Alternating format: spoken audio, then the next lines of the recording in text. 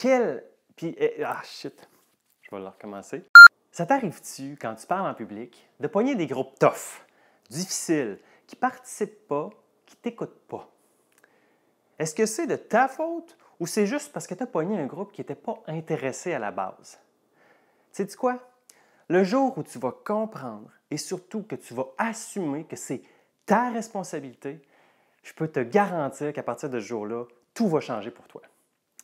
Je m'appelle Nicolas, je suis propulseur de communicateur.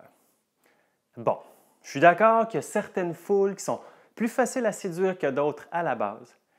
Mais si tu as la tendance à rejeter constamment la responsabilité sur le public, tu risques d'être souvent déçu.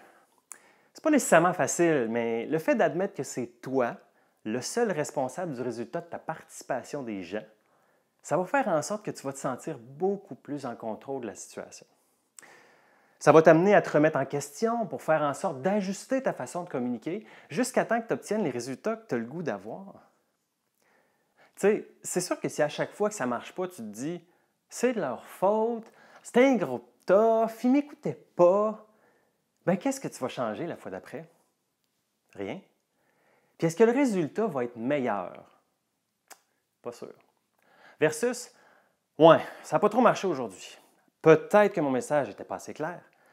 Peut-être que je n'ai pas posé les bonnes questions. J'étais fatigué. Peut-être que ça a apparu dans mon énergie, puis que ça les a amenés à être dans cette même énergie-là. »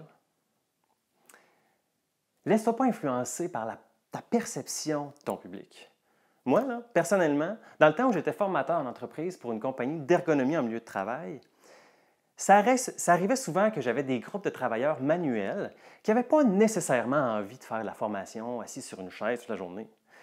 Ça arrivait souvent même que les responsables des formations m'avertissaient que leur groupe serait difficile pour XX raisons.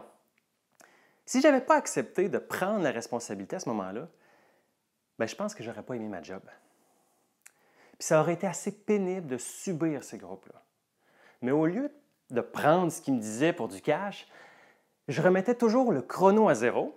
Puis je me disais que, bien, comme les autres, c'est leur première fois à eux. Ils ont le droit d'avoir une bonne présentation, puis c'est moi. C'est mon énergie, ma passion, mon engagement qui allait faire toute la différence.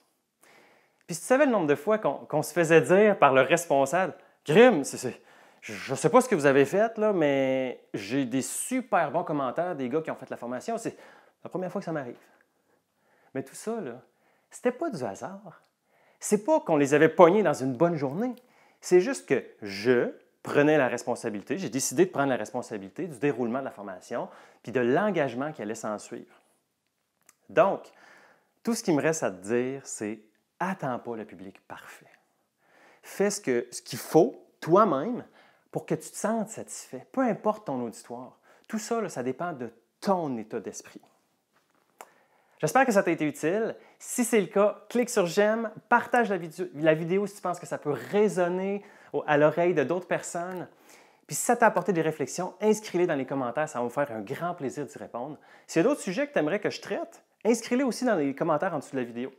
Puis si tu en veux plus des vidéos comme ça, bien, abonne-toi à notre chaîne YouTube dans le coin en bas à droite pour être avisé à chaque nouvelle vidéo qui va sortir. On se dit à très bientôt.